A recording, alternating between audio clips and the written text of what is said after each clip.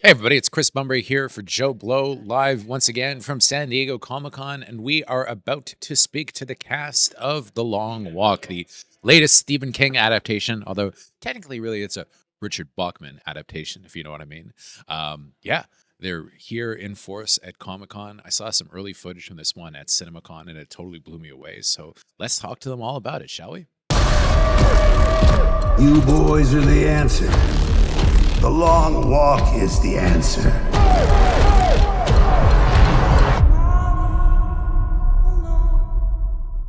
Hey Mark, I'm Chris from JoBlo. It's a pleasure to meet Hi, you. Chris. So there's something very provocative to people of my generation seeing you as a villain. Of course, we know you as Joker. We know you for all the villainous roles that you've done in the past and voiceover work. But seeing you on the big screen, especially wearing those dark sunglasses, looking like the guard from Cool Hand Luke, was kind of like a crazy moment for me when I saw footage from it at CinemaCon. Here is a failure to communicate. Exactly. For that.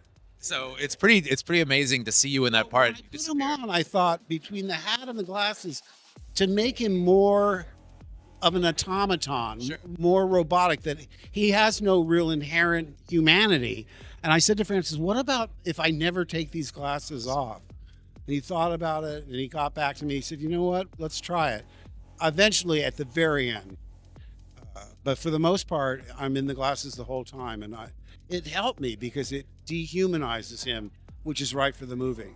Well, it's kind of a signature look too. I could see people dressing up as that for Halloween. Yeah. Oh, good. I hope so. So you were wearing a cool Richard Bachman shirt, which I think was pretty awesome. Yes, of course. So you mentioned that this book was probably written by Stephen King when he was 17. And it looks like it's the kind of movie that really is going to resonate for that younger audience, because I think everybody's trying to figure out where they're going at a time like this in their life. And what is it, do you think, about The Long Walk that's especially going to resonate for our generation, where everybody kind of seems unsure of where the world is going? Well, they're thrown into these extraordinary circumstances, and for their very survival, they work out alliances. And the interaction of the walkers is really the heart and soul of both the book and the movie. And I think they did a great job of adapting the Stephen King's book into a movie. And like I say, I hope the premise, which is horrific, doesn't put people off so much that they say, oh, I can't see it. I was sort of that way because I read the premise, I went, ugh. But I realized very early on that that's just an arresting device to get your attention.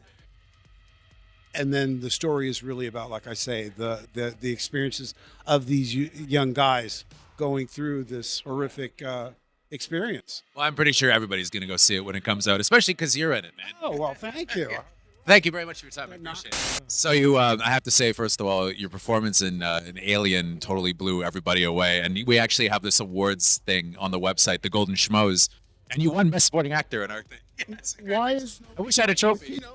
Oh my god, dude! That's so. Thank you everyone for voting. That's so sweet. Thank you. You were really well received by fans. So, but this looks like a really, in that movie though, you're playing a synthetic, although arguably the most human character in the movie. But in this one, you're playing this guy that looks like he goes on this journey from this kind of upbeat kind of young guy to like just being kind of dragged down by by how gruesome and grueling the walk is. When can you tell us about the physical transformation?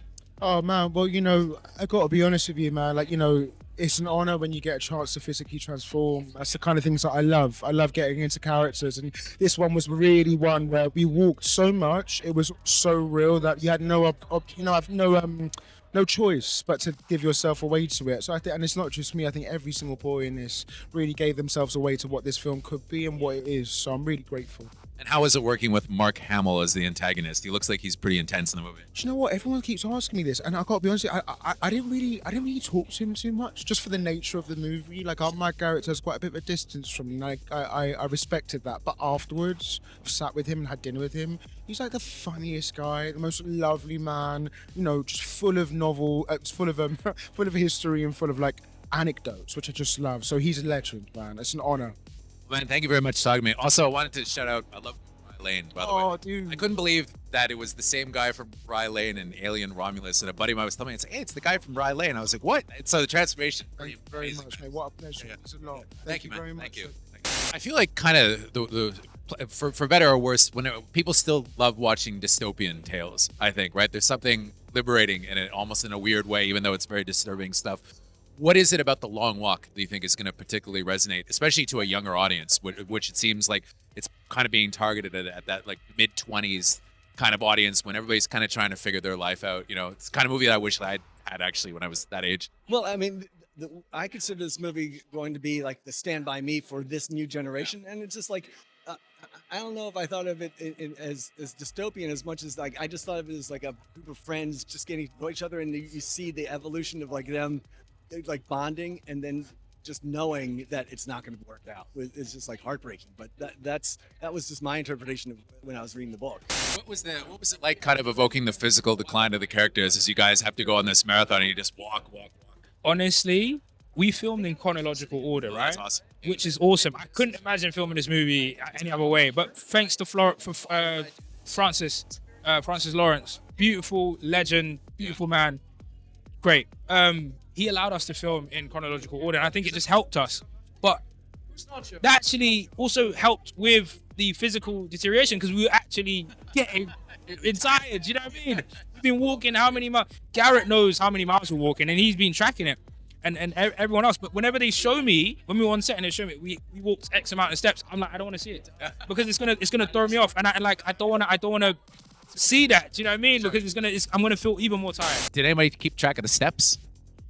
Oh, really? How many? It was about 25,000 to 30,000 a day. Jeez, oh, man. I walked 261 miles over the course of this. Wow. That's around the circumference of Manhattan 8 times. Oh my God. Yeah. JoBlo, I've known you guys forever, and it's so nice to get to chat with you. Yeah. Yeah, nice to talk to you too. Another Stephen King story that they've always wanted to adapt was The Girl Who Loved Tom Gordon. I had a friend of mine who was a teacher, and she used to actually use that to teach her class, her ESL class. Yeah, of course. Yeah, it was for like her grade 7s or something. That was how she introduced people to Stephen King. So yeah, as somebody who's just signed on to hopefully do the movie, what can you say about that? Well, it's definitely not going to be for 7-year-olds. I can tell you that. Although Grade seven. grade 7. Okay, grade 7. Okay, got it. Okay, that'll work. That'll work. I love it. I've always loved that book so much, and it's funny because I read Stephen King all the time growing up, and that book I almost skipped. Because I thought, I won't be into that. And my mother read it. I'm very close with my mom, and she told me this is my favorite Stephen King book. You have to read it. So then I read it. I fell in love with it. And when I started making movies years ago, and I set out even making short films, I told my mom, I was like, if I'm ever in a position to get that book, I'm going to turn it into a movie for you. And so because of Roy Lee and now Lionsgate, we're making it into a movie. That's awesome, man. It's really special. Thank you for clicking on our video, everybody. If you like what you saw here, please make sure you like the video and subscribe and share with your friends who like this sort of content. JoBlo was created by movie fans for movie fans, and we appreciate your support.